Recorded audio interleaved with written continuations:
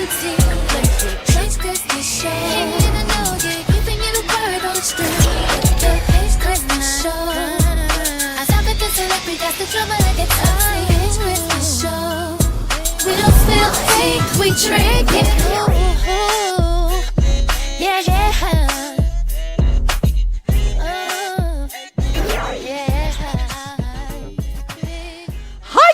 What is up? What is good? What is Gucci? It is your girl Paige Christie here, and welcome to another episode of the Paige Christie Show. Woo! We have to do that every time. It was just us two.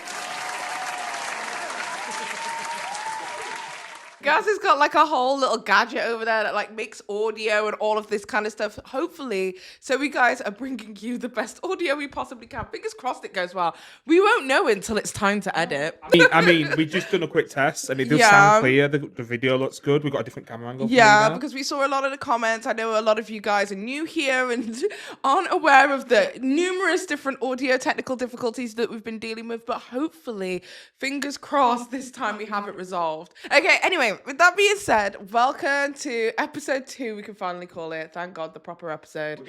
We're getting there. Episode 2 of the Paige Christie Show. We have got quite a few stories for you guys today. We've got a lot to get into. We've got Megan Thee Stallion drama. We've got TYRA Banks drama. We've got royal family drama.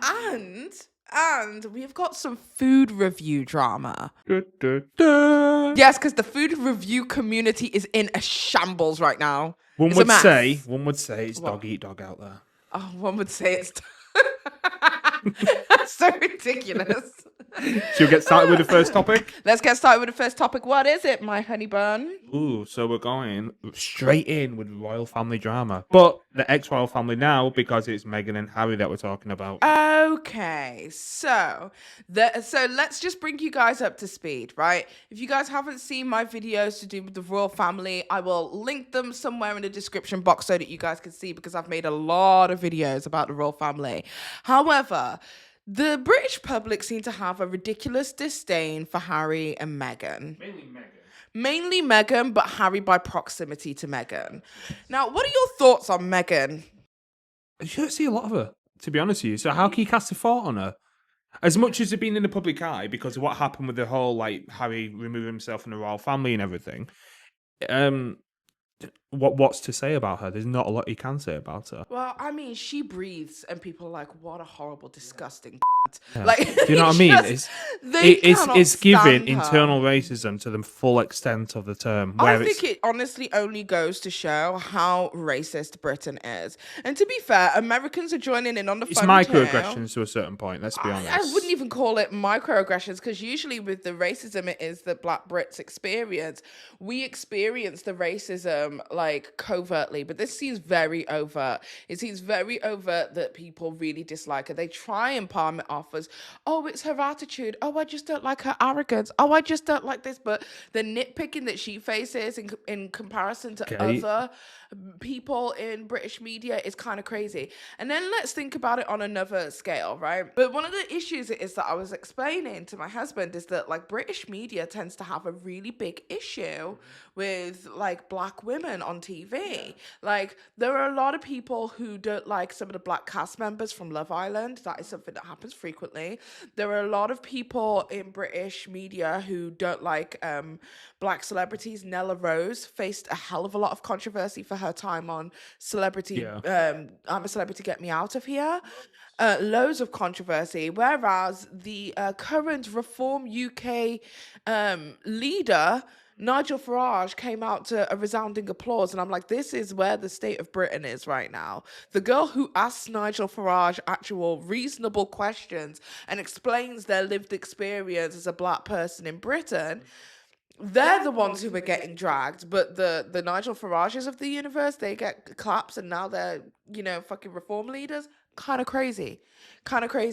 When Nigel was speaking about the cultural appropriation, I was just so disappointed in him because we've been getting along so well and vibing, and I was honestly saddened and disappointed by that because that hurt my feelings. I can't even lie. Like, bro, we lived together. These are your thoughts. The problem with British media is that there is a huge issue when it comes to how it is that we portray Black people and people of color in British media. In fact, there's been a lot of memes about it on TikTok. There's a guy who makes reads out what the article is actually supposed to be showing you, and then makes a whole story up based on what the Daily Mail would put it as, if that makes sense. Have you seen that guy? I've seen him before a couple of times. Pakistani Barbers franchise celebrates 50th location.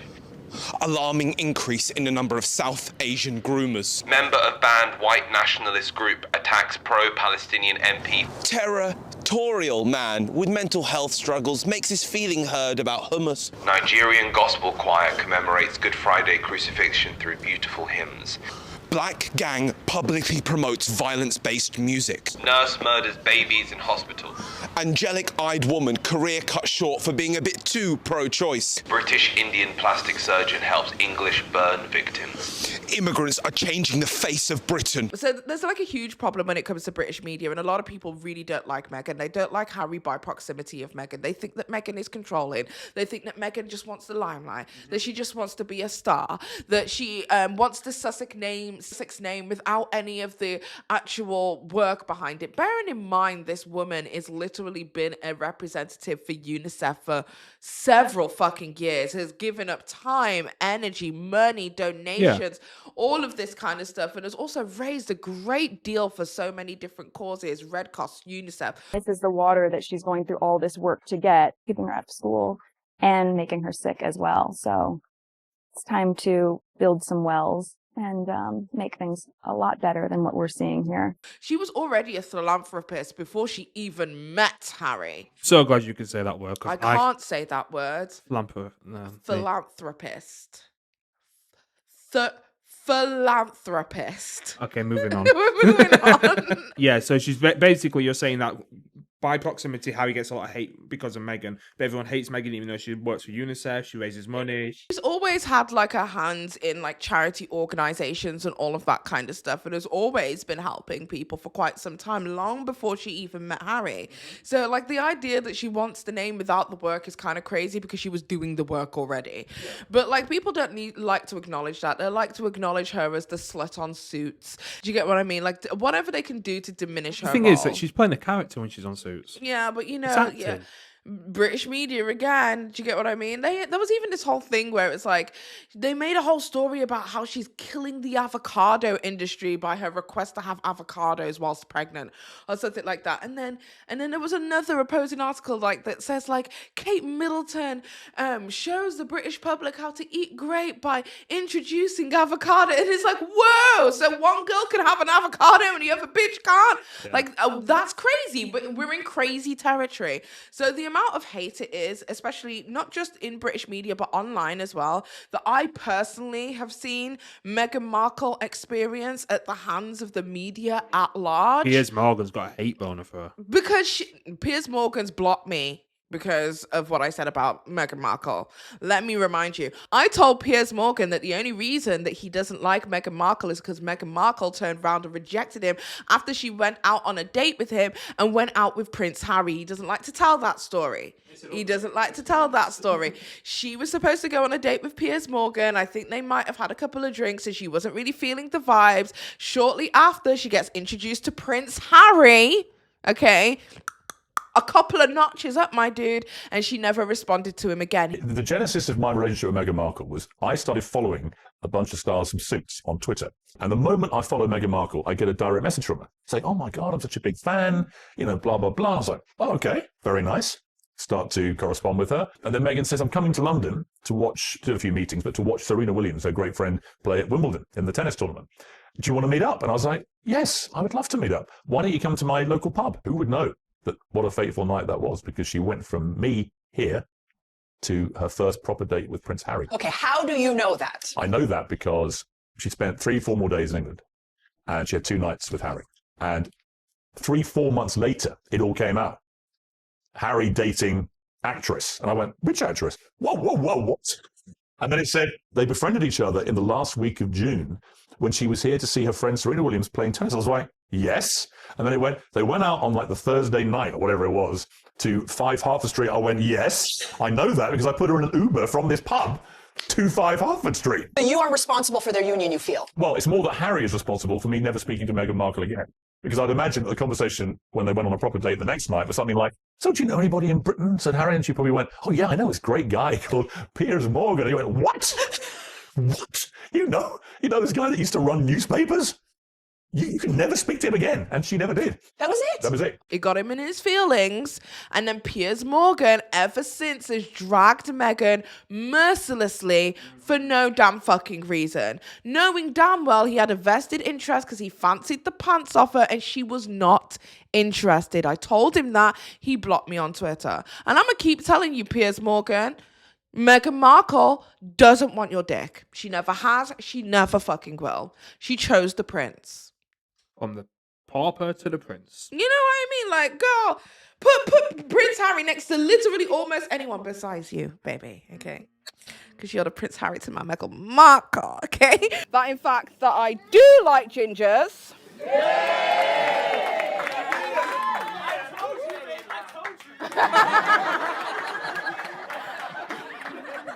And that I will be the Meghan Markle to your Prince Harry. But besides you, baby, because I love you. But besides you, literally, you can put Prince Harry against any man, and it's like, it's not a... He's a good-looking guy. He's a good... You know I've always had a space for... He's a good-looking guy. Even with that bald spot, he's a good-looking guy. Listen, I've been loving that man before the bald spot even appeared, okay? So, we'll always let loved gingers deep down. You knew this. He was the only ginger I was attracted to, though. Exactly. And now there's two. Anyway, so what's the issue with them right now? Okay, so sorry, I keep getting derailed. Okay. You're like, we've got to keep it short and sweet this today. I'm trying, and then I'm you're there trying. just blah, blah, blah, blah. I actually like talking to you, Gareth. Anyway, right, so here's the drama. Shut up! That's what you said last night. No, because that's not what you were saying last night. Okay. So let's not. Oh my God, get it together. We've literally got to get through this. We've got children to collect. Come on. Fuck them kids. So, No, I'm joking. the drama is that Prince Harry was having a long-standing lawsuit against the royal family, right? And not necessarily the royal family. It's like there's loads of secular organizations, but basically his argument was, I need to be provided security for my time when I go over to the United Kingdom. I am a royal. I was born into this. I'm not new to this. I'm true to this. This is not me expecting more than I'm supposed to expect. Yada yada yada. Right. And he went into a court case over it because his primary concern was that there was a limited amount of safety when they arrive in the United Kingdom, meaning that Meghan, as well as his children, don't get provided regular things like police escorts. Yeah, they have to like finance their own security and all of that kind of stuff. Yeah. There's a lot of people on the internet who feel as if our tax-paying dollars should not be going into paying for Meghan and Harry and the children to have security. I personally believe that he didn't get to choose the level of fame associated to him. No, he was that born was into something it. that he was born into. And by proxy of that, the royal family genuinely, in my opinion, should step in and make sure that they are safe. I'm not saying you have to look after them while they're abroad. No, just while they're in England. But when they're in England, on make your sure own home soil. that on home territory that they're looked after. Yeah.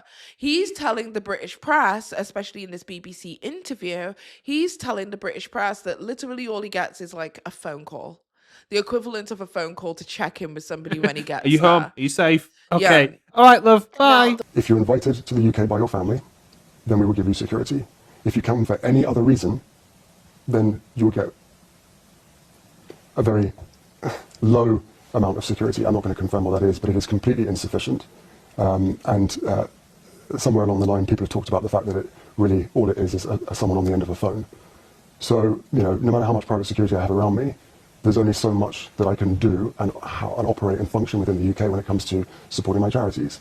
The problem he's saying is that he was never given a risk assessment, right? Okay. So every year there is supposed to be a risk assessment that takes place for all royal family members to say how much more support they need. Yeah. So he was like, no, I'm not taking this. I'm taking my kids. We're fucking off. I'm not having this. She needs a space. Her mental health is in the fucking drain right now. Yeah, right? definitely. She was going through it, wasn't she? She Big was time. fucking going through it, girl. She could not breathe. Meghan Markle tries to upstage the Queen. Everything possible. Even her choice to have a couple of days with her child before the British press get to see the fucking kid was Meghan thinks that she's above royal protocol. Who the fuck said it was a fucking royal? She's not allowed 2 days in solitude with her fucking baby. Well, sorry. Like, what the fuck is going on? They are treating her like she's just like abnormal, abhuman, subhuman, right?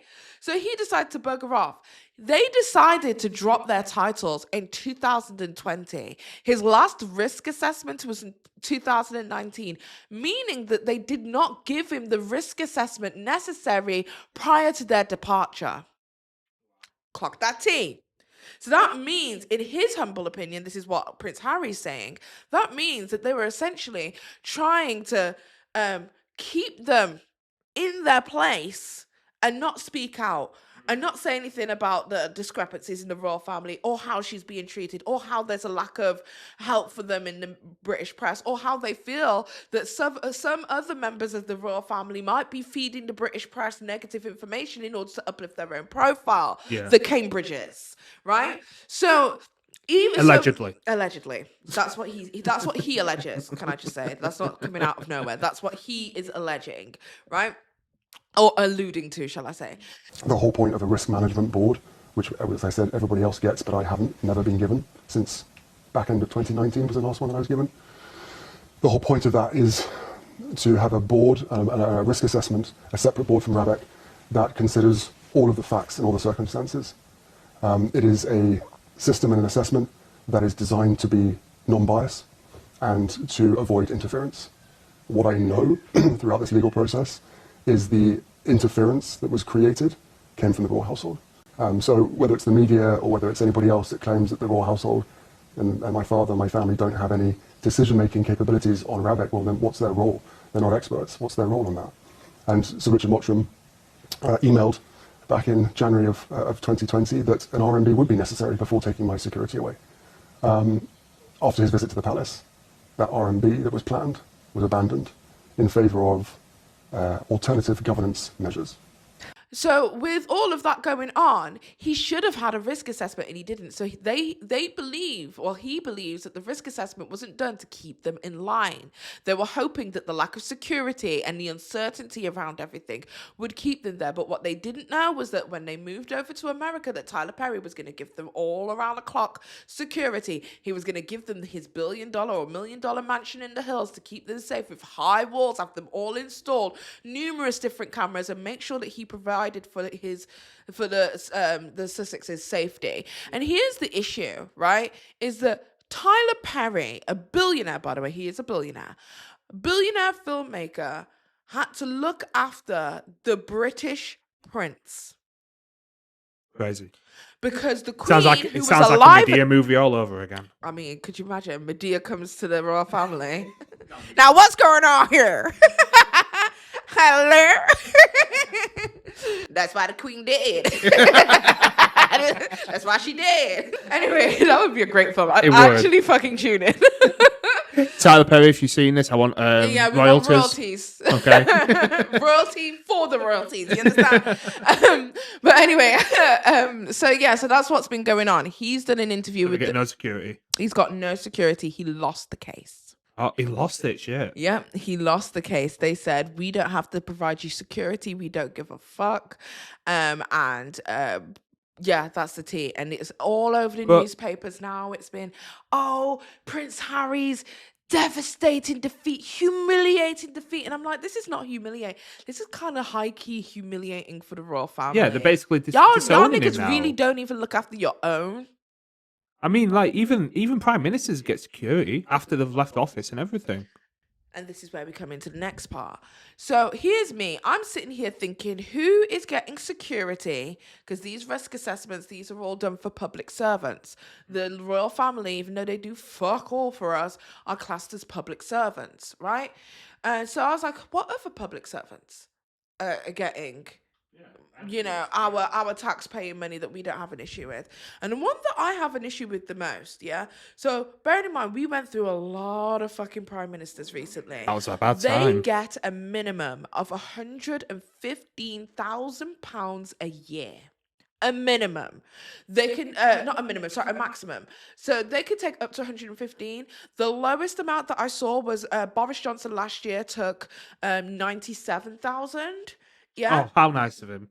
How nice of him. But I think it was tax related. Right. But like he couldn't claim certain things or Keep whatever. under the threshold. Yeah. But his was 97. But Liz Truss has been either 115 or 105 each year. But either way, over 100 grand. Let's just call it that, right? Over 100 grand a year. The majority of the time, these people are claiming over £100 a year, 100 grand a year. Now, here's the issue, right? We have had Rishi Sunak, yeah. We have had Boris Johnson. We have had Theresa May. Yeah. We have had David Cameron. And I think those are the last ones. Liz Truss, before she allegedly killed the Queen. I'm sorry, you hang out with the Queen 1 second and she dies the next moment. I mean, what's happened recently? Just saying. So 115,000, right? She gets 115,000 a year. Yeah. Bearing in mind, she also gets round-the-clock security and a chauffeur for the rest of her life. Well, shit. I think they have a certain. She prime minister for like 3 months or something. She was prime minister for all of 40-something days. Not even 2 months. Girl, Yeah. there is a I could do that. There was a certain date that you're supposed to be spend time being a prime minister up to. Yeah, Got a day before to you get like the year, like every Yeah. year you get 100 grand, right? And she did it by one day. Yeah, that's milking the system a little bit. And then to top that off, she's the one who has been blamed the most for crashing the economy. Yeah, 'cause she because did. when she came into power, she was like, I don't know what to do. Let's just print more money. Idiot. No, that's not how you solve financial things, right? So she just literally started printing more money. So she crashed our economy directly after Brexit. Fucking plunged our economy into the depths of hell. The pound was worth absolutely nothing. At one point, the pound was worth almost equal to the American dollar, and it has not been like that for years, right? I remember when it happened because it definitely showed up on a YouTube paycheck. I know that much. So she absolutely crashed the economy for quite some time. And she has been like the one that people say, if it wasn't for Liz Truss coming in for 50 odd days and fucking this shit up, we would have X, Y, and Z. Yeah. Do you get what I mean? I think we're being in a bit better position now as well. Yes, because she just kept printing money. She didn't do anything. Diluted it all. She literally just loaned more, which is just so ridiculous. So she just made so much more like nationwide debt for the UK that it was just kind of crazy. And she gets a chauffeur paid by taxpayers. Yeah. She also gets round-the-clock security paid by taxpayers. And then So a woman who basically crashed the economy and spent less than 3 months in freaking office, gets lifelong security and all of these amenities paid for by us, but we can't put a few coins aside for the prince who was literally born into this system. She wasn't even elected. She was appointed. Let's make that clear because, Oh, so he stepped down, didn't he, before? He stepped down and she became, so we didn't even select her. Wasn't even elected, right? So she was just appointed into that role so the Conservatives can keep their reign over the UK. Yeah. So she was just appointed into that. That boy was born into it. He had no choice. That was a route that she chose. He didn't choose that life.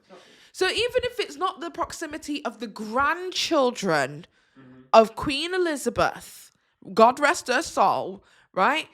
Even if it's not for Meghan Markle, because fuck ass, you don't give a fuck about fuck ass Meghan Markle, apparently.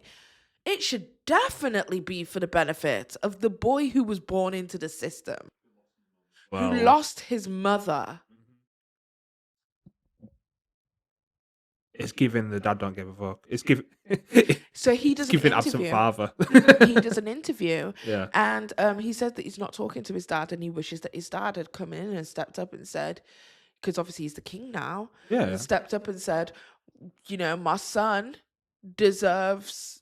Exactly. Like Why has he not stepped up and said anything? I don't know, but they're saying, oh, he's such a terrible son because he wrote a book and blah, blah, blah. I'm like, who gives a fuck about all of that, my dude? That's your kid. Like, it's like, I would never, like, I don't have a lot of money like that, but I would never see Fifi ever go hungry. Exactly. I would never allow her to be unsafe. If it was between being on the streets and being at home with me, that girl's coming home. You understand what I mean? Like, that's just paternal. But for some reason, we're promoting, especially as a British people, that like this sense of community, that it takes a village, is just not here. It's not here. It hasn't been in Britain for quite some time, but it is so glaringly obvious. Because what do you mean we're not looking after the prince? Because if that's the case, what the fucking point of the royal family if y'all ain't even gonna look after his goddamn other? Exactly the amount of money they make as well a year. Yeah. But anyway, that's the whole situation with that. How do you feel about that? Now that you're clued in. Oh, I think it's fucking ridiculous. It's giving. I'm not paying my child support. That's literally what it sounds like. the king is not paying his child support. He's not. He's not stepping in as a father. You know what I mean? Yeah. Literally, that's what it sounds like. You need security. No, fuck that. Be right. And the fact was he there? Listen, Prince Harry just can't go on road. That's the craziest part. You can't just have Prince Harry. I'm sorry, You're but... thinking of the meme where it's going like this. I knew it immediately. You see you, you're gonna make me a madman.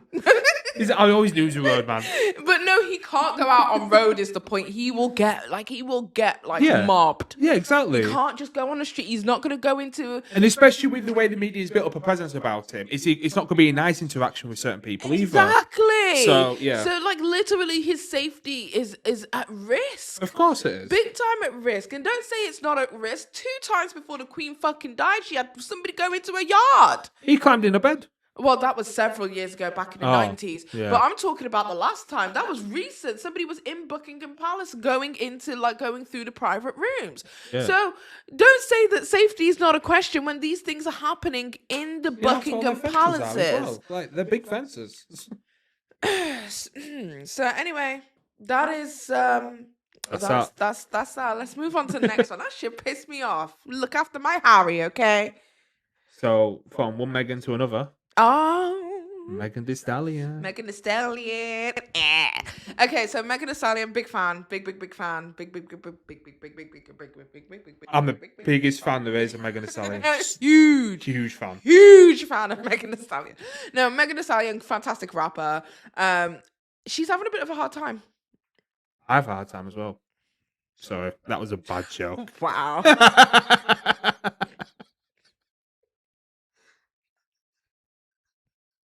Do you know what? Like, neither of us have had a drink or a smoke or nothing. This is just normally. This is where we're at.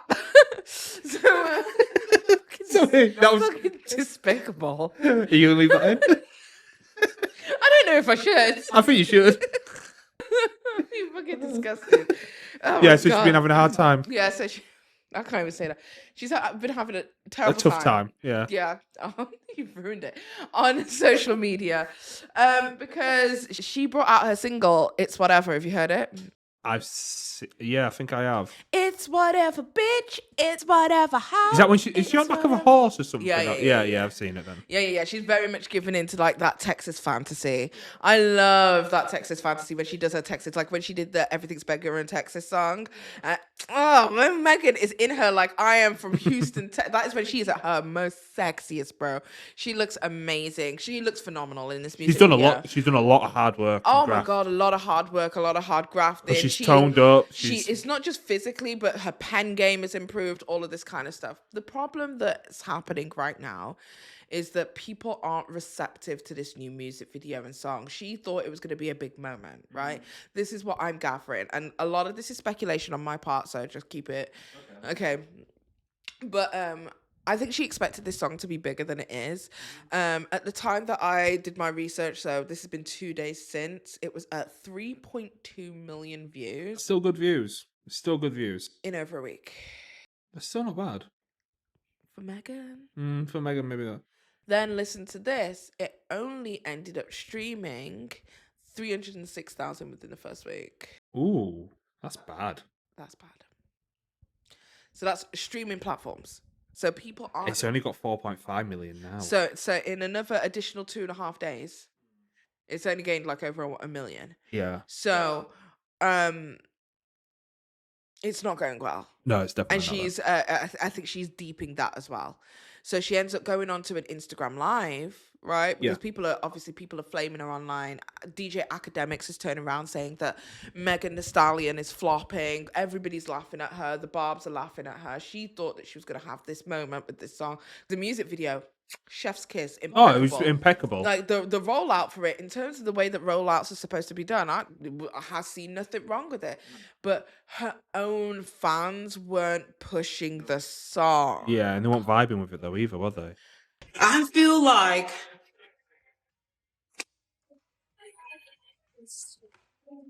bitch hole.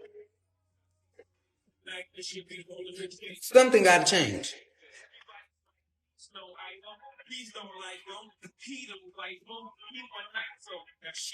Something gotta change from the hotties and me. And I'll tell you what it is. Go on. Megan is suffering from what I think is her repetitive flow. Mm. Now, in order to make your flow that is repetitive more interesting, you have to really, really drive the beat on a very well-produced track. You have to rely a little bit more on the production. For instance, a person who has exactly the same flow in every single song, but it's about how they ride that beat, is Glorilla. Yeah. We all know how Glorilla sounds. Glow the motherfucking down. Ugh. You know what I mean? We all know it's that same flow, same repetitive flow, but she rides different beats. We're listening to the music and how she interacts with the music. With Megan, she just keeps that same flow on very on beats that you need to have a little bit more dominance with. And I don't think she's dominating the beats that she's choosing. Whereas I think that Glorilla is dominating the beats that she's choosing, if that makes any sense. So it doesn't feel as repetitive when we hear Glorilla as it does with Megan Thee Stallion. But also, this could also be the fact that Megan Thee Stallion has been around so much longer. So we're not tired of Glow in the way that we might be a little bit exhausted by Megan. Yeah. So she's been around longer, so obviously people kind of like, oh, this again kind of thing. But then it's like, is it Ice Spice? She burnt out pretty quick. And she had a repetitive flow.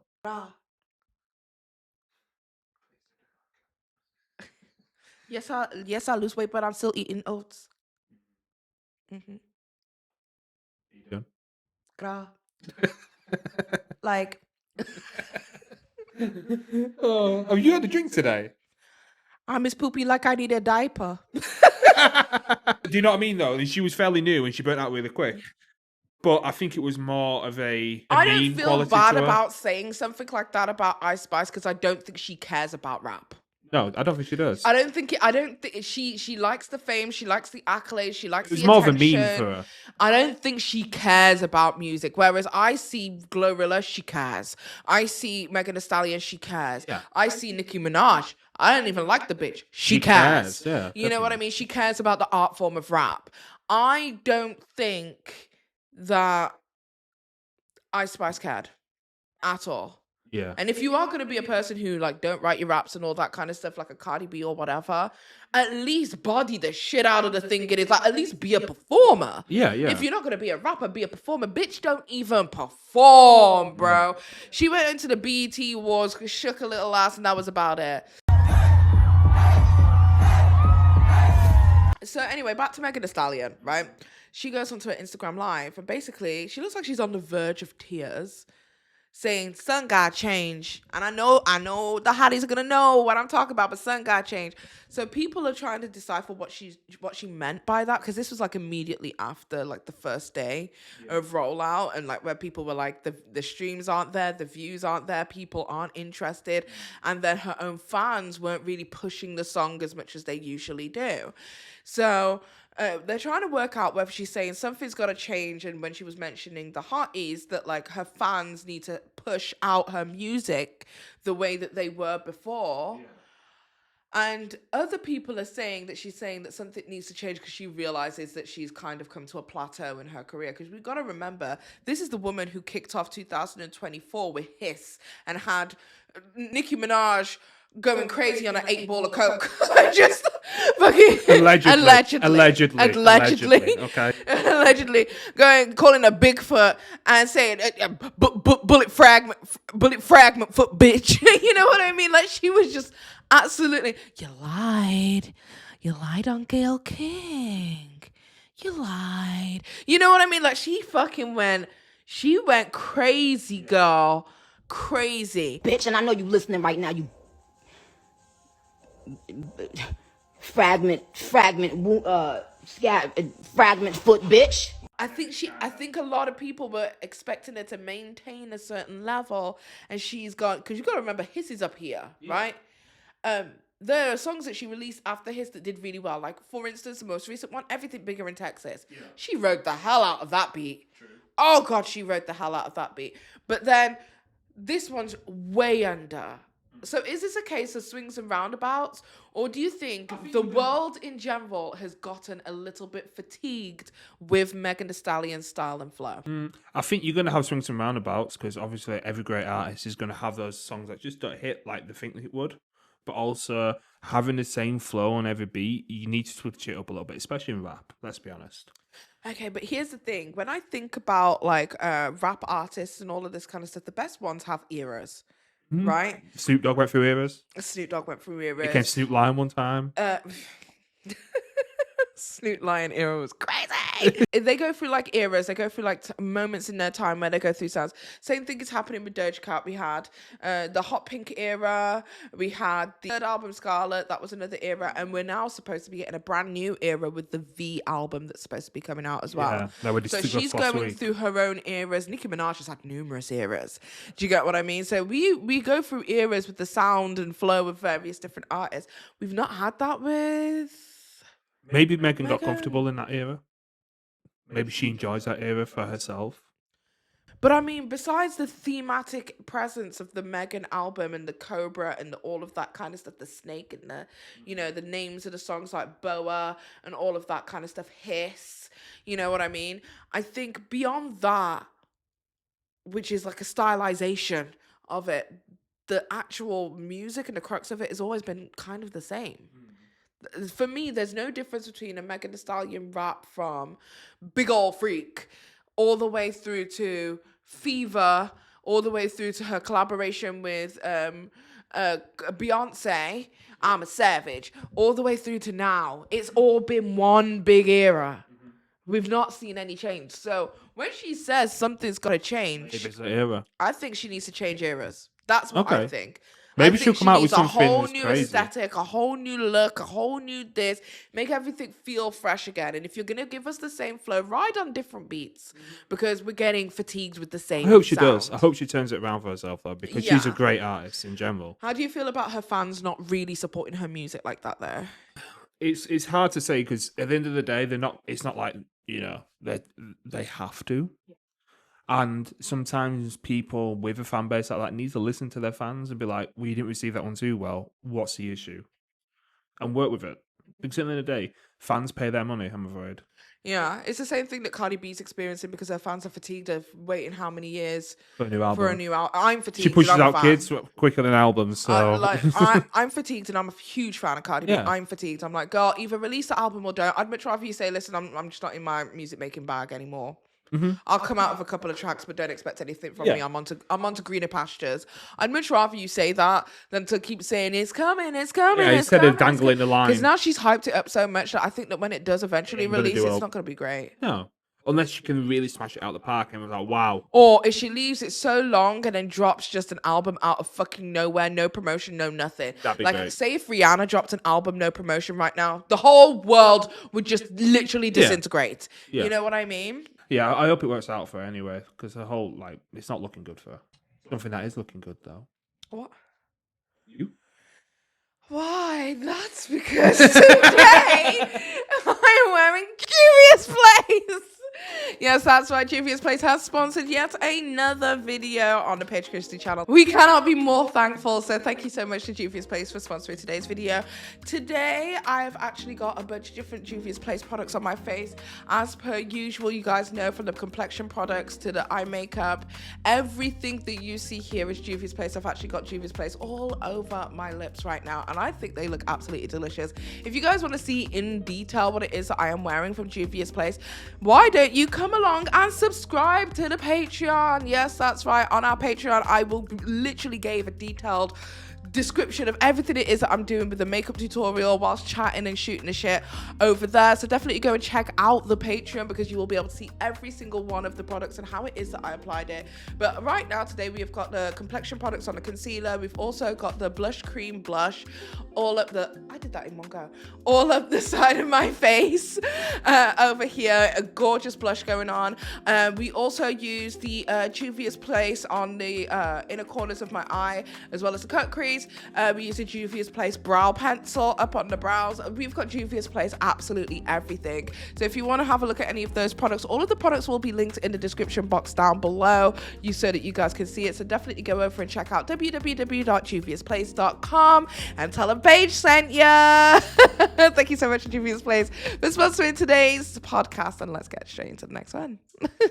Next one. As I said before, dog eat dog out there.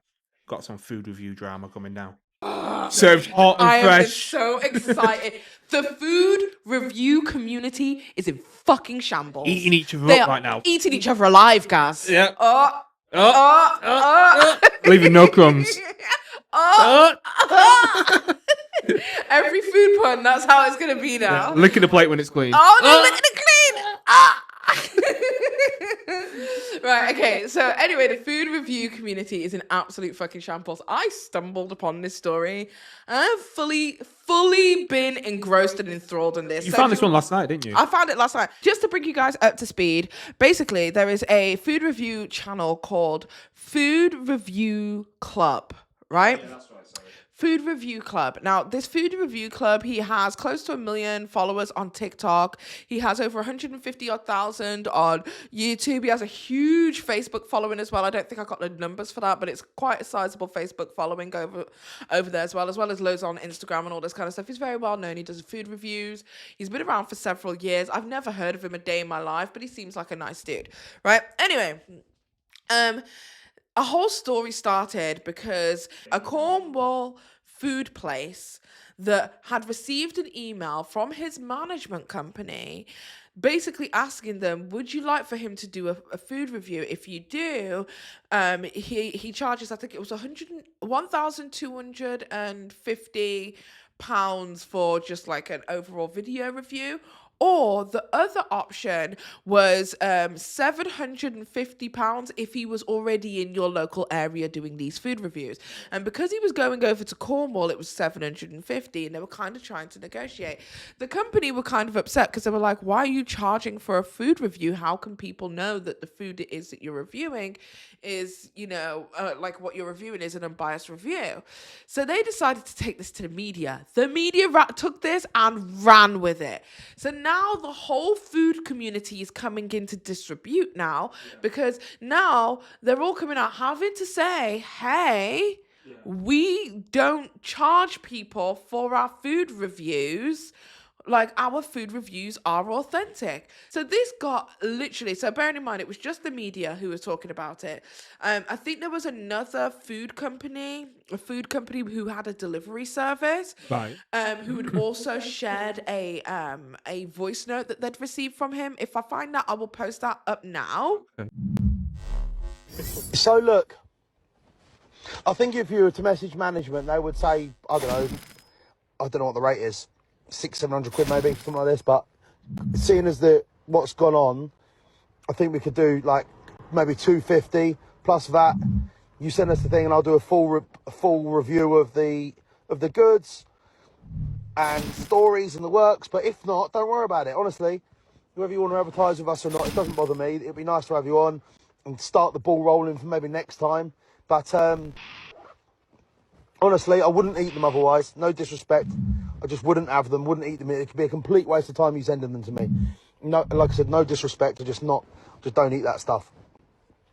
Unless it's on camera. You know? So that's just the reasoning, all right? But over to you, let me know. Hey, what's going on? The long and short of it is, for pleasure, I just wouldn't eat them. I'm on a diet, and I really try and eat clean, believe it or not, around my reviews. The only time we would say yes, something like that, is paid advertising, of course, where we would do some stories, a link to your website, a link to a sales funnel you've got, anything like that, I would say yes. But, you know, if that's not what you want, not what you're looking for, then absolutely no issue whatsoever, and let's catch up soon and we'll arrange something. But if you wanted to advertise with us and send us some out or do a full thingy, we get offered these sort of boxes and things all the time. It's not something we would flood the page with. However, I haven't done it for a while, so I'm open to offers. But yeah, I'll come and see you if not. It isn't, you know, not to worry. But in this voice note, this food company had basically asked him to review their food, and they wanted to send him over some food to review. And his response essentially was, the kind of food it is that you make is not something I would go out of my way to purchase. I'm just going to be honest and real with you. But if you would like for me to review it on my channel, there is a fee, all this kind of stuff. Yeah. But I could work on a discounted price if that's not with your budget or whatever. But if that's not what you're looking for, unfortunately, I won't be reviewing it. Which I didn't think was like a big deal. No. I felt like that was fine, but it kind of just added to this snowball effect of all of these brands and Yeah. So then one of the biggest food reviewers in the food review community, Rate My Takeaway. What's his name? Is Danny? Rate My Takeaway from good old Yorkshire. Yorkshire. From good old Yorkshire. He came over and basically made a whole video saying he's just basically going to call them out. And he called the video something like fake, because it's called Food Reviews UK. And I think he called it Fake Reviews UK. I just called him out in this video. And honestly, it's been received extremely well. I don't like bullies. I don't like people that take the mick out of people. We're all just trying to do what we do. I've seen comments that he's made in the past about other food reviewers, but he's also had a few snipes or those that Rate My Takeaway, sarcastic comments like, you know, because he can't get his YouTube channel going, like we have, oh, maybe I should get a table and chair. He said it more than once. And he said a few other things as well. Oh, cameraman, he were giving it all that back in the beginning. When we first started, picture page, we'll Rate My Takeaway, and Matt were doing his, I think with his wife or girlfriend at the time, and it was like that. Facebook views, Facebook following, it was like that. One day we were up, one day he were up, and we caught up on more level, okay? When we shot off on YouTube, we just decided just to keep going at YouTube, and that's what we did. It's come out of late that Matt, or Food Review Club, or his agency, or whatever you want to call it, have been going around and charging takeaways for doing reviews. So I thought it's about time I just sort of weigh in on this and just give my opinion, okay? Because other people have been opinionated, and I'm sure if the boot was on the other foot, Matt would certainly be opinionated, as he has been about us in the past. So for me, if a restaurant takeaway is paying him to come and do a review, all right, just me morally, that's wrong. Because at the level that he's at, he should be earning enough money to fund it. Okay, if he isn't, for me, he's being greedy. And what I mean by that, we've all seen the flash watches, the flash cars, the big houses and all this stuff that he's going on about, and then he's trying to justify it by saying 750 quid. He's gone down to Cornwall and they've asked 10 places to pay 750 quid because they're in the area. He's going to earn that on the videos as well. Come on. These are small businesses, right, that are struggling in this day and age. Somebody going to them to say, I will review you and get your business onto social media, give me all your life savings right now, for me is unacceptable. As an influencer, I think he's overstepped the mark. I think whatever is going on, he's overstepped the mark. I'm happy to have a conversation with you, Matt. I'm happy to sit down, have a chat about it, talk about it, listen to your reasoning, but from what I've heard, that's what it is. But I think he's had a bit of back and forth with him before, though. Okay, so I've not been able to find any evidence of any kind of back and forth. Well, not back unless and forth you've as seen such, something. but the food review guys took the piss out of Danny a couple of times. Ah. So the food review guys walk about, they go up to stores, eat the food, crack on, do whatever do. Whereas Danny will go, set up a table, set his chair down, and then eat and everything like that with Yeah. a sponsored jacket. Yeah. So they start taking a piss out of that. They go, oh, mustn't forget my table, mustn't forget my chair. You know, like taking a piss out of Danny indirectly. So obviously, I think behind the scenes, they may have had a bit of a back and forth. Like, you know, come on, pack it in. You know, stop being such a dickhead kind of thing. Well, in the food reviews guy's video, Yeah. he basically said that was done tongue in cheek, as in when he goes to a restaurant and they don't have anywhere for you to sit, Yeah. he would say, "Oh, should have brought my table, should have brought Yeah. my chair," as kind of like. No, genuinely, I'm desperate for a place Yeah, to sit, yeah, and yeah. there's nowhere to sit. I'm having to stand and eat this burger. I'm having to stand and eat this munch box. You know what I mean? So he's saying that when he was saying it in places where they didn't have anywhere for him to sit. That he Right. wasn't saying it to be a dick, to say, like saying, "Oh, I must get it out." He was saying it as in like, "No, I've got nowhere to fucking eat here. I should have brought my own table and chairs like him." But that's what he says. However, I'm not going through 50 million videos. No, it's too many videos. find There's evidence, like 2 or Garth. 3 videos a week from each person at least. Yeah. Unfortunately, we are fully aware of the videos that are getting circulated at the moment. And let's be honest, when things do blow up like this and messages and clips are taken out of context, it can be very, very damaging. Now, let's clear this up right now. We have and never will accept money for a score ever. We, myself, Dan, and everyone involved in Food Review Club, take out a code of conduct in this matter very, very seriously. Yes, you can book us in to visit a venue, but everything that happens after that point is off the table. What to think, what to order, what to say, what to score it is completely and utterly down to us. This is something that's very, very important to us, always has been and always will be. Now, one particular video I want to address now to you guys is Danny from Rate My Takeaway. He has said a few things in that video, which are some of which are strange, some of which are very untrue, and are hugely damaging. What he said about us being neck and neck in the early days, both of us have been doing this a long time, is true.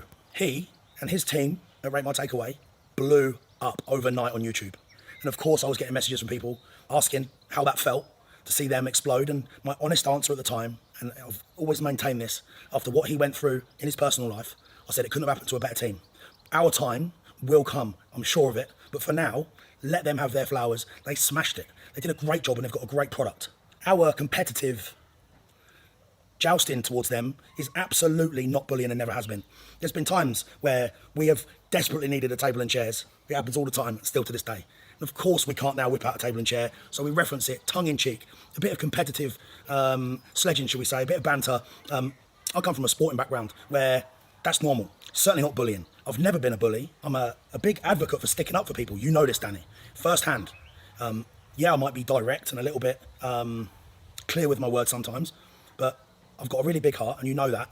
So this narrative that I'm a pig who's stealing people's money is ridiculous, and it's very unfair. Now, a big discrepancy from the statement to what everyone's saying is, if you only take bookings from people, what was the Cornwall email release all about? Danny even picked up on it and called me a liar. When we're travelling on our bigger trips, whether it be Scotland, overseas, Ireland, or in this case, Cornwall, we sometimes will reach out to businesses in that area who might have seen our content or previously inquired to see if they want to work with us to supplement our trip, cover costs, and get featured. That is it. A simple case of occasional outreach whilst travelling. In Cornwall, I had a really good hit list of places that I wanted to go to in my time, including all of the pasty shops. But there might have been a hidden gem out there that I don't know about who wanted to feature. That's why this has all come about. From day one, Food Review Club has always been about helping small businesses get noticed and be seen, uncovering those hidden hotspots, foodie gems. There's nothing I love more. 90% of the videos you've ever seen from us are completely organic, off the cuff, turn up, pay, order and review. I can't watch 7 years worth of work, 5,000 reviews get washed down the pan through a few out of context voice notes, which may I add, let's talk about that now, was for a brownie box. The voice notes, actually, I think, do me a favour if you listen to them in the right order. We get offered 20 of these baked brownie boxes, cookies, every day. We physically can't say yes to them all. In fact, we say no to them all unless it's paid advertising for us in a story only. But yeah, so, I mean, I watched Danny quite a bit. Yeah. He blew up around lockdown time. Yes, huge in lockdown. And obviously, he's done very well for himself. Yeah. He's got different forms of revenue out now because he's Yeah. opened like a Rate My Takeaway kitchen Yeah. in Huddersfield, I think it is, or Bradford. Yeah. where Huddersfield. like it's like a pop-up shop for different restaurants and things. Yeah. And it's put a lot of restaurants on the map as well, I think. I feel like they've had to come out the woodwork and say some stuff to basically defend themselves and say, hey, we're not all like this. But then again, different business models for different people, I suppose. How do you feel about the fact that he's charging for reviews? And I have an issue with it. What I have an issue with is that he didn't disclose. So what happened is he then comes back onto YouTube. This is the My Food Reviews guy.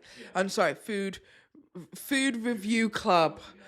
Right, he comes on and he makes a video addressing Rate My Takeaways video or something. He goes on there and he basically says, listen, I've got no beef, I've got no issues with anyone. And he said, basically, in future, I will state when a review has been paid for. But I'm not being disingenuous with the reviews it is that I give, because whether you pay me or not, if I don't like the food, I don't like the food kind of vibes, right? Yeah. And he is just getting absolutely hammered in the comments. Yeah. And the part that I'm struggling to understand right now is that, like, a lot of food reviewers charge for reviews. That's not just subject to him. And also, he has a management company. And then, as I was doing more research, because he was like, I've got like a 10-guy operation, as well as a van when we have to do all of this traveling to all of these areas. Like, these things do need to be subsidized for. And this is a way that we claim that money back, right? Yeah. So apparently it was the management company who was reaching out to companies directly, not him. Okay. Yeah. So that's first and foremost. Your management is going to manage. That's what they're there to do. That's what we're paying for. Yeah, that's essentially that's what they're paid to do. And if they're getting a cut off the top or whatever, they're going to earn their fucking money. Yeah. So let the management team manage, right? Where he went wrong, should have disclosed. That was his responsibility to disclose. And the ASA in the United Kingdom, which is like the FTC for the US people, but the ASA in the United Kingdom are already fining people. It is not something to joke around with. Zoe Suggs back in 2019 got fined like 15 grand over this for not disclosing. I think it was like a giveaway competition or something, but for not disclosing for PR and all of that kind of stuff it is that she'd been given. So literally, don't play with this stuff. You will get fined. She's a multi-millionaire. 15 grand really wasn't scratching the surface. She will be fine. Yeah. But just know that these things can be expensive and you shouldn't really play with these things. So make sure that we're always disclosing. I don't feel like we are in the times of like early 2018, yada, yada, where people were unsure about what the rules around disclosure is, all this kind of stuff. Because after the Zoe Suggs situation in 2019, the ASA specifically started writing guidelines specifically for internet, for what it is to disclose on the internet. So we now have concrete rules. Everybody should know this. There is even a button you have to tick when you are on YouTube for this disclosure. Includes paid advertisement. This video includes paid advertisement. You have to click that button. If you do not click that button alongside verbally as well as above the first benchmark of the description before you click see more, put your advertisement in, then you have not disclosed correctly. Those are the fucking rules. You are not different to anybody else. Have to comply by the rules. My issue that I'm finding with this is that the management team have to go out and manage. That's what they're supposed to do. Yeah. But also that this is not uncommon for people to spend money on this kind of thing, right? Okay. I had a look at his website. He's got at least 8 people who work for him. He's not the only person who does food reviews on Food Reviews Club. Okay, so it's like a group of people that do. There's a guy who does reviews of. There's a liquid guy who literally does beverages of like various different ales and beers and all of this kind of stuff. There's a guy who does specifically barbecue.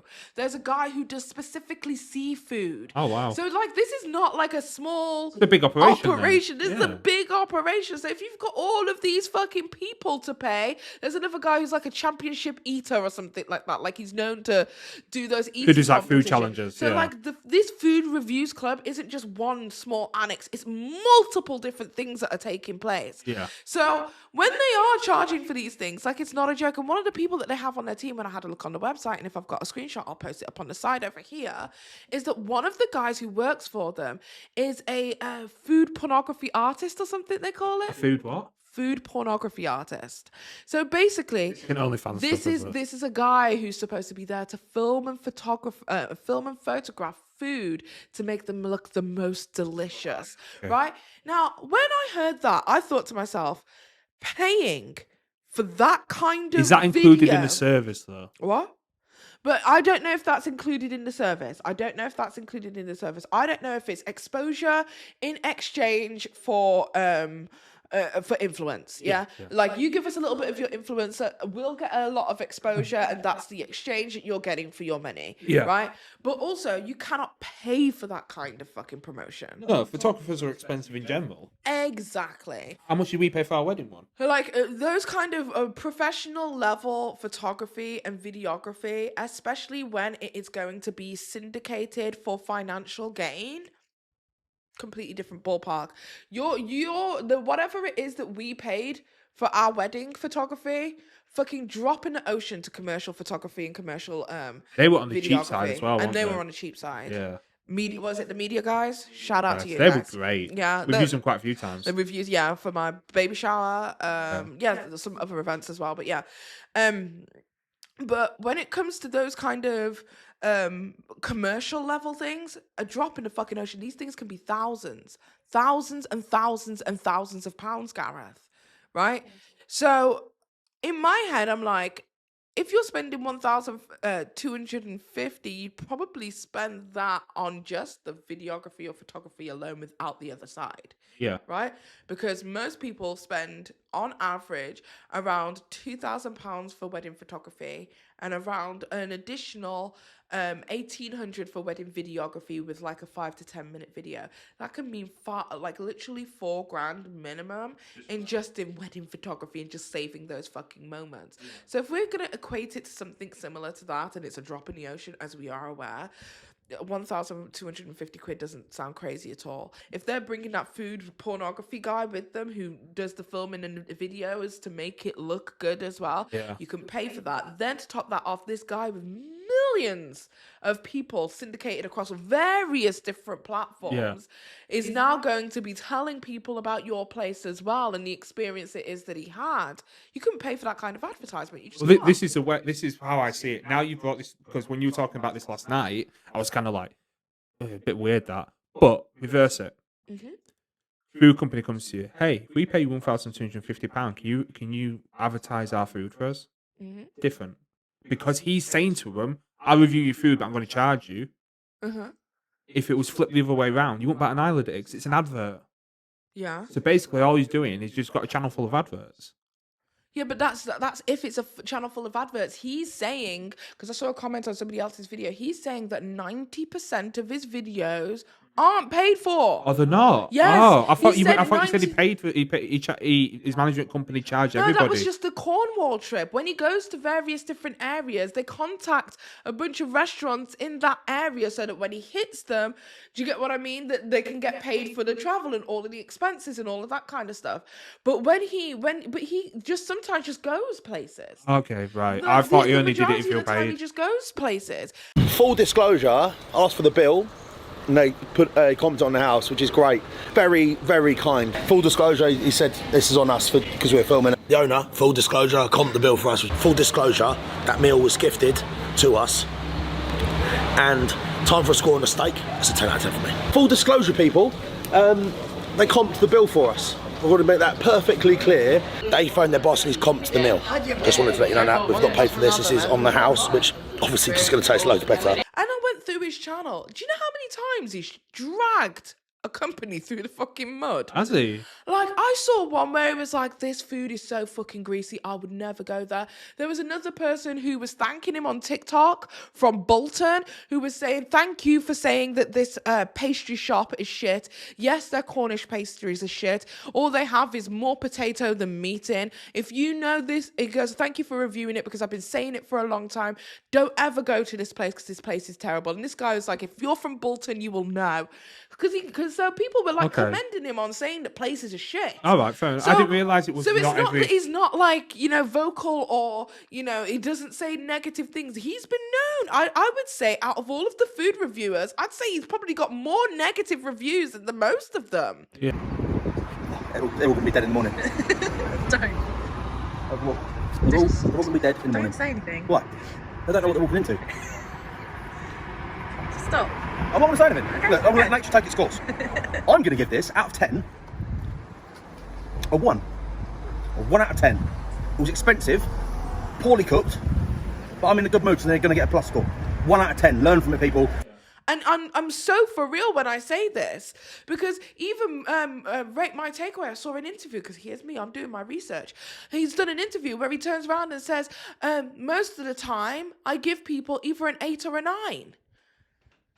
Most of the time, he gives 8s and 9s. That's what he said in an interview. Have you had the owners ever contact you afterwards and be like, oh, wait, mate, you could have given us a better review or out like that? Yes. Have you? Yeah. So I had somebody who I give a 9 to, said that I absolutely wrecked the business. And I'm like, what are you talking about? I'll give you a 9.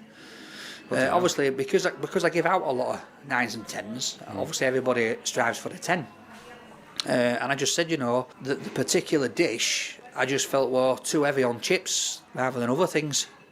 And that's all it was. So I knocked that point off, because you were paying 25 quid for something and there were a lot of chips in there, whereas there could have been other things in there, a little bit more of everything else, instead of just loads of chips.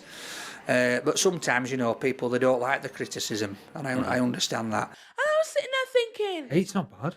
first of all, was he talking out of his ass in that interview because he just wanted something to say? I don't know, but that seems bad, that. Or is it a case of he literally only ever gives good reviews? Because now I question. I've seen 5s given him by him before, though, in his early days. Huh? But before, right at the beginning when he started, I've seen him give 5s out and 6s before. I don't know, but that's what he said in that interview. So I'm just like, I'm sorry. Like, and here's the thing. This is where I am with this, right? There is nothing worse than people wanting to use my influence without exchange, right? There is nothing worse than people saying, oh, we're not going to pay you. We'll just you'll get paid in exposure. It's like, woo, let me pay my light bill with exposure. You know what I mean? Like, I'm sorry. Sorry, Yorkshire Energy. Not going to be able to pay you this month. I do have exposure, you know what I mean? Like, it's just not going to work. So I understand wanting to be paid for the work it is that you do. I understand putting together a large operation and saying, okay, I need sponsorships, I need deals in order to make this shit work. But he's also sponsored. He has more. Yeah. He has more. You also got to remember, he's sponsored by that Stallion, which, by the way, fantastic restaurant. We'll never.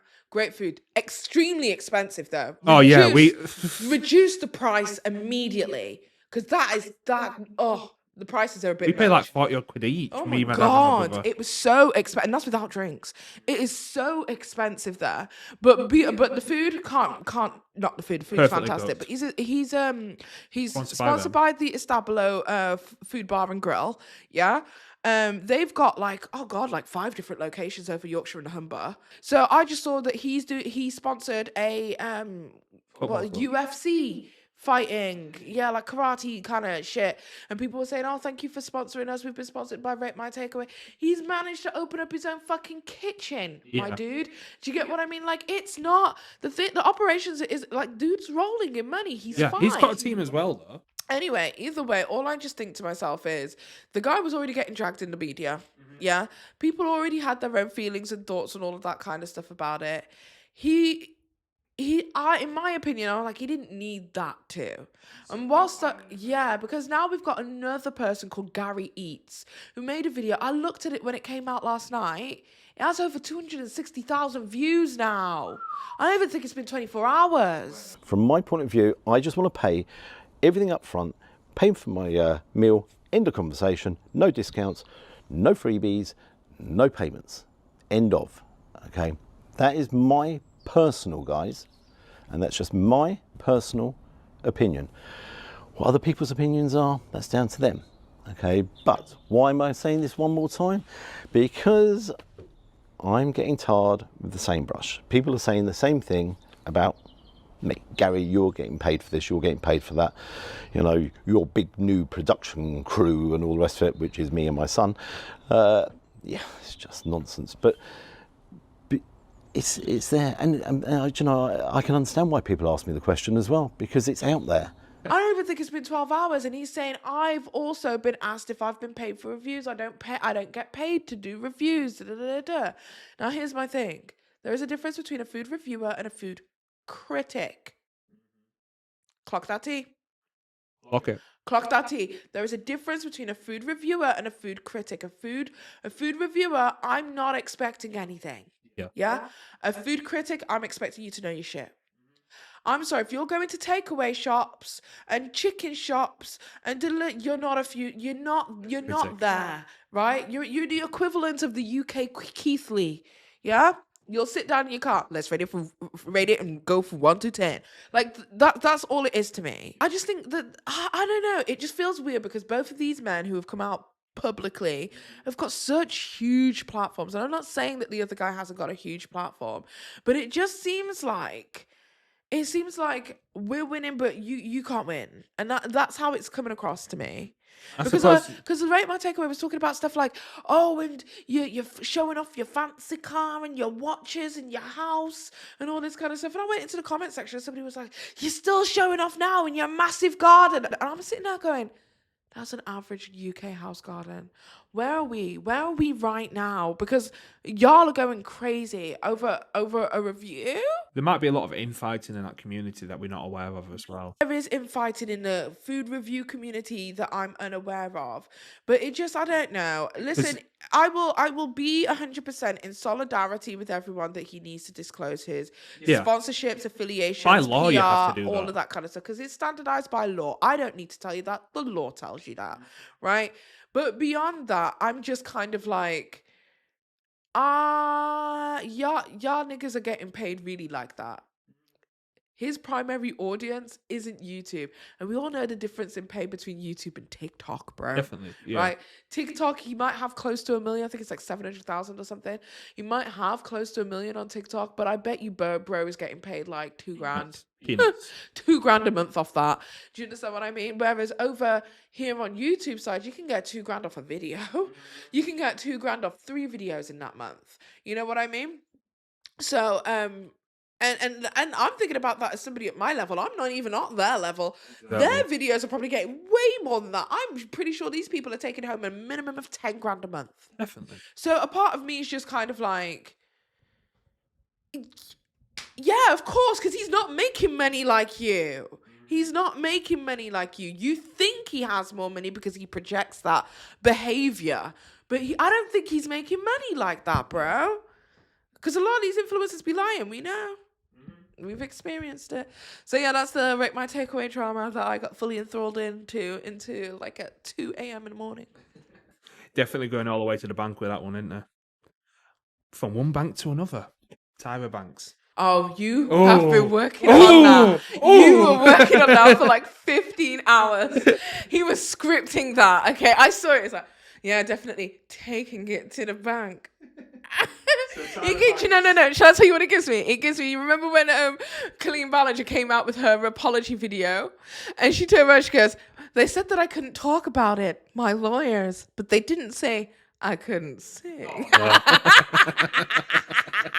Toxic, God fucking crazy bitch. Even though my team has strongly advised me to not say what I want to say, I recently realized that they never said that I couldn't sing what I want to say. So TYRA Banks, you know about this one. I have no idea about this one. It's just on the list. Essence speech or something. So TYRA Banks, about a month and a half ago, did a speech for Essence. She was getting awarded the Luminaire Award. Essence magazine. It's like a black magazine, right? It's a Luminaire Award. Excuse my white ass. I didn't know about that. She got the Luminaire Award, and I think this was her first time getting this award for Essence magazine. Anyway, she does this whole speech, and in this speech, she basically says, just to give you the Cliff Notes version, obviously I'll play it for you guys, but just to give you the Cliff Notes version, she turns around and says, I may have done some terrible things, some awful things in my time with America's Next Top Model, but that doesn't take away on the impact of diversity that I brought to the modeling industry. And this has led to 3 of the previous America's Next Top Model alums to come forward and speak. I have dedicated my life to expanding the definition of beauty. Over 20 years ago, I created a television show called America's Next Top Model. And I fought, and you guys have no idea how hard we fought to bring the diversity to that television show at a time where it didn't exist, to show different beauties at a time when the world was like, what, you casting that, and what is that? a time when people in the fashion industry were telling me, oh, you putting the girls in the hood on your show? I was like, why can the girl from the trailer park become a supermodel, but the girl that's chilling in the park in the hood can't? And we fought and we struggled, but we made it happen. Did we get it right? Hell no, I said something dumb. But I refuse to have my legacy be about some stuff linked together on the internet when there were 24 cycles of changing the world. We all evolve. We all get better together. And I am so excited that I and so many of us has opened that door for others to follow. And now my 51-year-old dimple, cellulite, bigger tummy, 10 million times bigger titties is walking through that door that I opened with all of us behind us on that runway saying, baby, it's just beginning. So we have, the first one is, let me bring this up real quick. Oh, my phone doesn't recognize me when I have makeup on. Does anyone else experience that where their phone doesn't recognize them whenever I put makeup on, my phone's like, I don't know who you are. Okay, so the first one is Sarah Hartstone. She came forward and she basically turned around and said, whilst you may have done amazing things for diversity, because she was one of the plus size models on season 9 of America's Next Top Model, she was like, whilst you may have done amazing things for diversity, two things can be true at once. You also caused an immense amount of trauma to a lot of girls. I am Sarah Hartshorn. If you don't know, I was a plus-size contestant on Cycle 9 of America's Next Top Model, and I just wrote a book about that experience. And a friend of mine told me I should make a video saying what I thought about TYRA's speech. Problem is, I don't know. What is that? I don't know what to think, and I don't know what to feel. I think it's a beautiful speech, definitely worth a watch. I also think that my experience on the show, and also the show as a cultural phenomenon, are big and complex, and the conversation about them means holding space for seemingly conflicting truths, which is not an easy thing to do on the internet. So, for example, Tyra Banks made the fashion world more diverse. That is a good truth that is undeniable. And her show brought a lot of people a lot of joy. Also undeniable. At the same time, the show caused people harm, both viewers and contestants. And I think that there are people who would like to deny that. I think that truth deserves equal space in the conversation. And I think that the word legacy is a little bit simplistic and reductive and doesn't necessarily allow that space. Because, I mean, those clips that are being linked together on the internet are more than that, right? Those are the lived experiences of fully formed human beings, traumatized on camera for millions of people to see. To me, there is no TV good enough for the crew manipulating vulnerable people, pushing alcohol on underage girls, and creating an environment that is deceptive at best, abusive at worst, and never compensating any of us for our time, our labor, or our stories, while making millions and millions of dollars. That said, I don't harbor any ill will towards Tyra. I really don't. And maybe it's naive of me to assume good intent on her part. Maybe it's a coping mechanism. Maybe I'm still brainwashed. I don't know. But I have honestly never felt angry at her. But I also completely understand those that do. Because for one, I know that in so many ways, I was one of the lucky contestants, both on and after the show. I was so privileged in so many ways.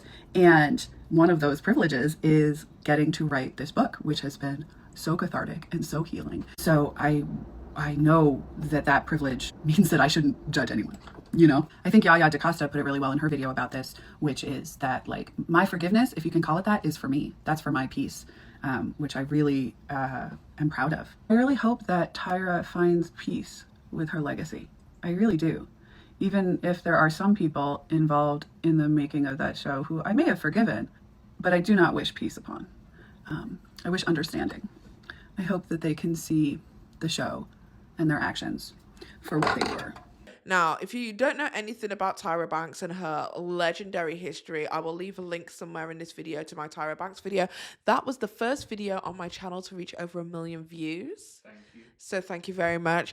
But my Tyra Banks video, where I detailed from start to finish Tyra's whole life and everything that she's ever been involved in. If you want to have a deep dive on that, there is something there for you. However, there is a long and sordid history of Tyra Banks being racially discriminatory, race swapping people. There have been videos of her being abusive verbally to some of the girls.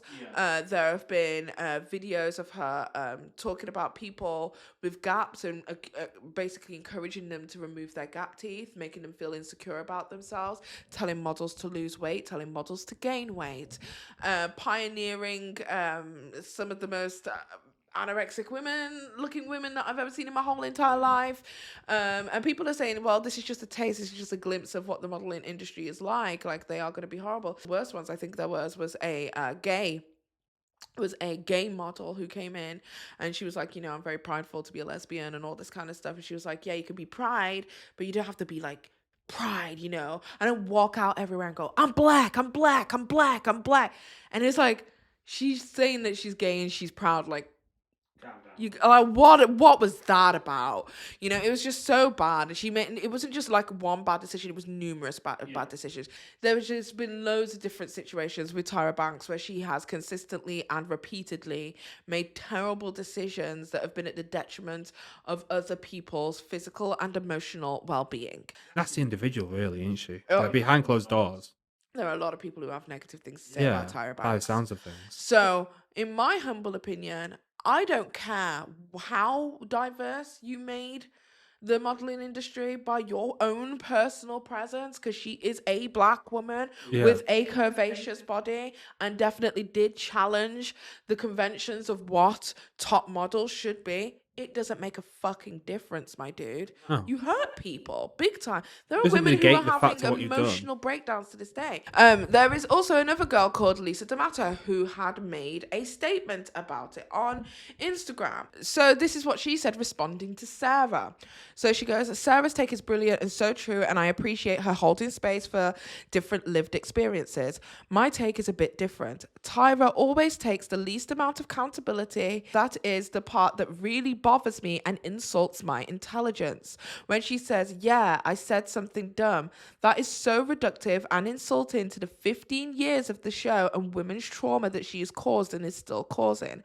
Let me explain. She very much intentionally did some really cruel shit, and she is very much responsible for and continue to do it and made millions for over 15 years of America's Next Top Model. She is also making millions from it being on repeat, along with licensing that came from from the very same cruel formula they do with other global versions of that show that goes beyond the United States, like Germany, for instance, with Heidi Klum, and the Netherlands, New Zealand, Peru, Norway's Next Top Model, etc., that she is making millions off to this day.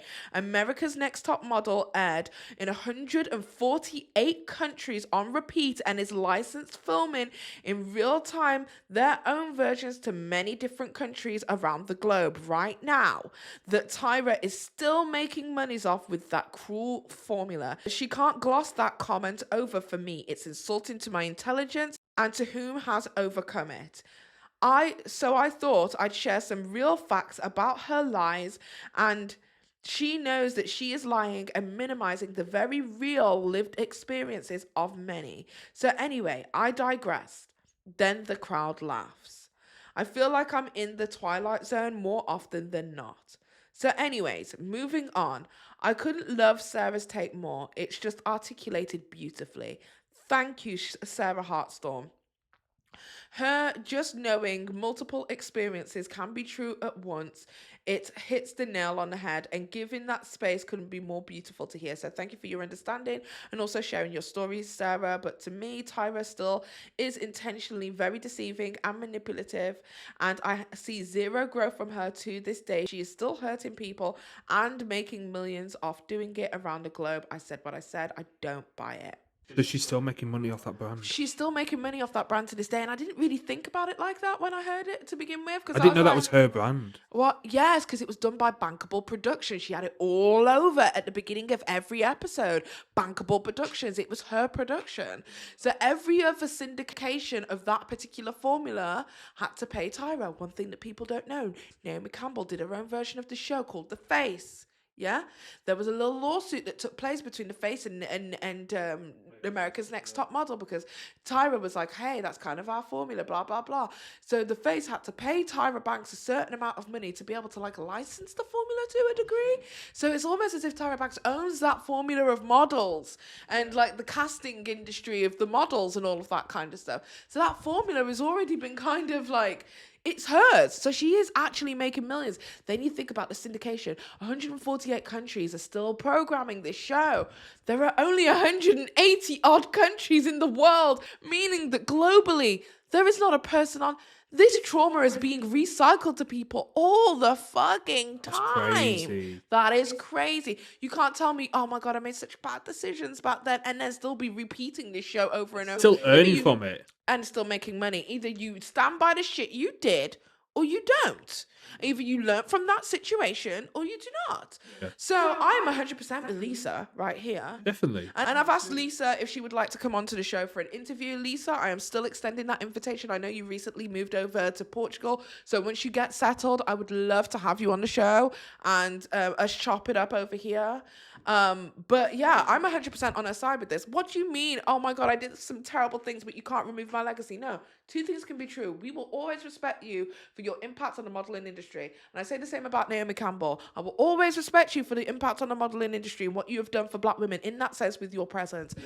But beyond that, the person you are, I'm still allowed to critique. Same goes Nicki Minaj. Respect you for what you've done for female rap and Black women in female rap. I can still critique you as a person. Definitely. So what do you think about TYRA Banks and the syndication of it all and yada, yada, yada? The fact she's still earning from that while saying I made some bad choices is like fucking, you might as well just stab him in the back at the same time, let's be honest. It's like, don't piss in my face and tell me it's raining. Do you think that the other models who have been vocal about this have a right to speak? Of course I do. If they're sitting there with lifelong trauma from it, having to...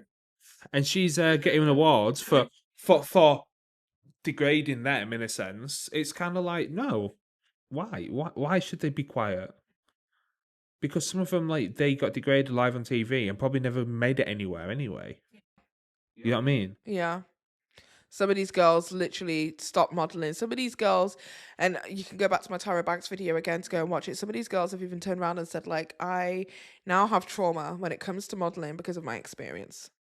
Like, I will never model again. Yeah. And it's like, oh, imagine that scaring shit out of. Another one, sorry, just not to bring it. One thing she says in this in this speech is she turns around and she says, you know, I had this incident where I was going to quit the modeling industry. And then I had my mother, and my mother was like, no, you're not going to do it. And it was her mother's support. And there have been numerous things, again, in my TYRA Banks video, numerous different times that she has taken young people from age 14 and up. I remember there were some young girls who did this, like 16 and all this kind of stuff, from 14 and up, took them away from their parents, not allowed them a decent amount of time to liaise, have conversation with their parents and all this kind of stuff. Some of these girls have even reported that production had tried to put drink on them. Like, come on, getting these girls to drink and trying to push them towards drinking. Other people were talking about bulimia that was taking place, and how bulimia was just like taking over the whole house. And then you got to think, if there's like a 14 to 16-year-old who's also there in those environments, that could fuck with their head and fuck with their vision and worldview of body positivity and how it is that they're supposed to view themselves and all that kind of stuff. Like, that's a very dangerous, harmful place to have been as a young lady. Definitely. And then for her to sit there and say, if my mum had not been there, what about these kids who needed their mum? That you only gave them 45 minutes to speak to in order to cause tension in the house. Making these girls share 45 minutes, 11 contestants, 45 minutes of phone calls. So when a girl was taking too long, taking 3 or 4 minutes, they were fighting each other. And that was what was causing the arguments in the house, to draw drama. That's what production decided to do. Make 11 of these girls share 45 minutes. So when that little girl hasn't got to speak to her parents, and you want to talk about how if it wasn't for your mother's support, you would have never continued in modeling, and then you got the biggest deal that you ever had in your whole entire life, fuck off, TYRA. Fuck off. And I can remember living in Paris, France as a young model and going through hell. And I walked 3 blocks to a payphone, and I called my mama and I said, I can't continue. I'm just coming home. And she says, I didn't raise a quitter. That is not what we do. And I kept going on because of you, Mama. And that is what I have to say about that. That's the end of the show. That is the end. Ow. I've got a locker here now, and I just hit my arm on the locker. That is the end of today's show. So dramatic. Oh my God. Every time I shake my hand, I just look at that bingo wing and remember that I have been here on YouTube for 8 fucking years, guys. A lot's changed. Anyway, with that being said, thank you guys so much for watching another episode of the Paige Christie Show. It has been a lot of fun to do this here with my husband. Hopefully the audio is perfect for you. If it isn't, I don't know what to tell you anymore. Honestly, we don't even know. I might have to buy a whole new laptop. I think it might. If the audio isn't working right now, we're having to buy a new laptop. So, yeah, definitely go and support Juvia's Place, today's sponsor. All the details will be linked to the description box. Make sure you sign up to the Patreon, okay? There is a free level on the Patreon, and you can also just directly pay for the post it is that you want to see. So, say if there is one post on there that looks interesting to you, you can just pay a little £4. Boop, and you can take a look at that post without having to pay for everything on my Patreon on a monthly, because we all know how those monthly subscriptions can go. You can sign up and then forget to sign out. So with that in mind, you have that option also on the Patreon. Sign up for free, have a look at the content. If you like it, purchase it. With that being said, that is it. That's it from me. And that is it from my beautiful husband over here, my producer, my co-host. Let me know if you like the new angle. Yeah, let us know if you like the new angle. That was my idea. And if it is right, let him know. Comment down below. Paige was right. Just over and over again. Just so I can cause issues in my personal life. Just do that for me, okay? Okay, and with that being said, I'm going to go. I love you guys so much. And thank you so much for tuning in to yet another episode of the Paige Christie Show. Oh, by the way, we got monetized. Oh, yeah. Oh, my God, yes, we got monetized. Did I say? Yeah. Okay, we got monetized on the Paige Christie Show. The British girl that has a tea. No, I didn't. I think I said it in the Patreon. Anyway, Paige Christie Show. We don't spill tea. We drink it.